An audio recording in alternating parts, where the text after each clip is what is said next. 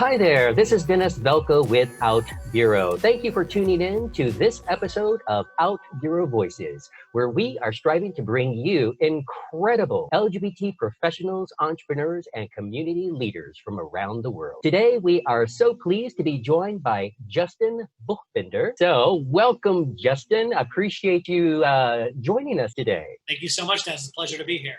He is a director of social media for an advertising agency. Now, Justin, could you give us a very quick explanation of Finn, and then we'll kind of dive more into you. Oh, absolutely. So Finn Partners is actually a global integrated marketing, PR, communications, and advertising agency.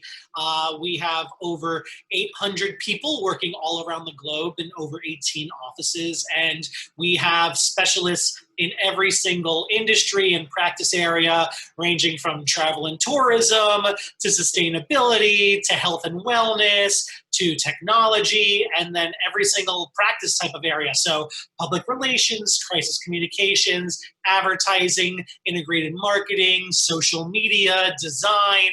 If you name it, we can do it, and we are doing it. And that's basically Finn Partners in a nutshell. We're technically considered a mid to large size agency. And what's really great is that we're privately owned. So we don't have like a holding company above us or, sort of dictating what we do. We are actually still privately owned, which makes us exceedingly rare as well. Very nice. And being that size and privately owned, nimble and able to adjust quickly, probably without a whole lot of hoopla in order to make those adjustments happen. So exactly, which is so important right now. That sort of nimble ability to pivot, see what's going on without having to deal with a glacial pace or too many, levels of bureaucracy to go through to make moves. That is actually that's an ability of Finn that I particularly love, is that we can still be nimble even at our size. So your clientele is generally that medium to large enterprise clients?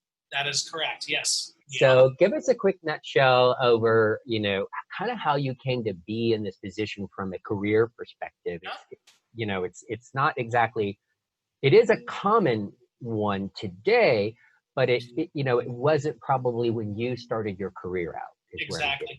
And it's like, think about like surfing and catching a wave, Dennis, right? So when I first graduated college, like the Facebook barely existed, was locked down to like students only in colleges. I actually couldn't join Facebook when it first opened up because you had to have a college address, and my college would purge emails every single year after you graduated. So I actually had to wait until Facebook was opened up to the public. But essentially, from graduating college, I was very much into, at the time, what was known as interactive, which then became digital, right? So I was working on websites, content writing, information architecture, all that sort of stuff.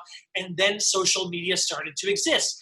Facebook opened up to the public, Twitter came along, Instagram showed up, and I just was love at first sight. Like I just was all about, it was like social media was a thing I didn't know could exist that I've been waiting for my entire life. And so I was there when it began. And like to be a social media specialist, you just need to hang on and keep pace, right? Because like social media specialties, social media perfection is just waking up every morning and being like, okay, what did Instagram change today? What new network is coming out? What are Twitter ads allow? Oh, they got rid of that ad type or whatever. And just continuously staying at the very like pulse of every single social media network. And I've just basically done that for 15 years now and ended up where I am, starting with copywriters, social media, a social media strategist, a social media manager, and then finally a social media director. Kind of maybe get into what you do for your clients. Mm-hmm. Make us jealous as hell. and then, let's kind of wrap some of your ideas and the things that you do and kind of maybe a bullet point or two for the smaller business on how it could relate to them. Absolutely. And here's the thing, Dennis, right? So what I do with these mid to large size clients, the same thing that I do when I have informal consulting or conversations with people who are small businesses. That's sort of the great thing about social media, is that in a way it is an equalizer. You know, everyone's got a voice on the platforms. Everyone can do something on the platforms. You don't need $1 million budget. You don't need, you know, a team of 45 designers or copywriters or whatever. You know, that's sort of what's really great about social media, especially nowadays, right? Like, for example, you're seeing in sort of the surveys that are going on that there's a sudden desire for realistic photography, right? Like that's a new exciting thing that like Gen Z is really on board with realistic photography. They don't want perfect, like, you know, the influencer aesthetic that's, you know, perfectly photoshopped and everything else. There's a hunger for reality. There's a hunger for authenticity. But let's put that aside. What I do at Fin Partners is I help my clients figure out how social media fits within, connects to, and ladders up to their business goals. Because social media does not exist in a vacuum, which is sort of the old way of thinking, right? Like people would be like, oh, you know, it's a social media channel, let's get lots of followers. And it's like, well, hold on. Like, is that really like your goal? Like, what is your actual goal for your business? Because for every single goal you have for your business, there should be a strategy aiming to reach that goal. And then there should be a social media tactic or tactics that are connected to that strategy that are working towards your goal, whatever that is. And it needs to sort of flow out like that. Whereas in the past, people would be like, oh, I've got a channel, post a lot, I want lots of followers, I want lots of, you know, this metric or that metric. And it's like, well, hold on. Let's talk about like, what is the actual metric we're looking for here? Are you selling something, you know, because that brings up a whole new suite of metrics than like, oh, I'm looking towards thought leadership, or I'm looking towards brand awareness, or whatever it might be.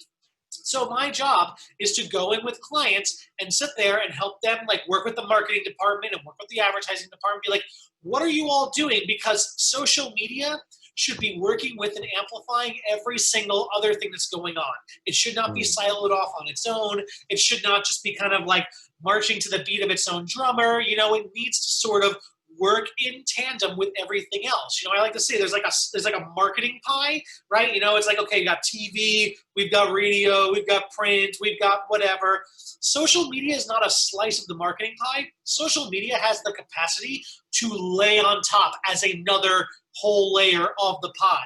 Every part of your marketing should have social media amplifying it, supporting it, and laddering up to it. You know, if you've got a TV ad, social media should be speaking to that TV ad. We should be showing it on social media. We should be, you know, if there's a special, you know, Super Bowl commercial happening, like, let's run a social media campaign that augments the television. You know, you have a print ad, you know, running, like, let's do some social media targeted advertising. Social media is a magical place where the average American spends 2 hours of their day. That's the average American. People spend more, a few people spend less, but the average American spends 2 hours a day on social media.